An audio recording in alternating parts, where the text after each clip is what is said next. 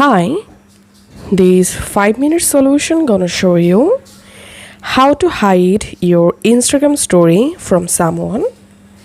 To hide your Instagram story from a specific Instagram account, here's how to do it. And the steps will be similar for Android users and iPhone users. First of all, go to your Instagram and now search for the Instagram account. All you have to need, just go to the Instagram account profile.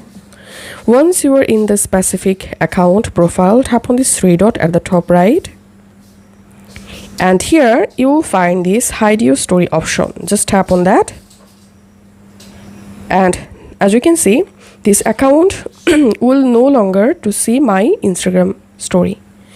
So this is how we can easily hide our Instagram story from someone. If this video helped you out, please leave a like and leave a comment down below. Thank you for watching.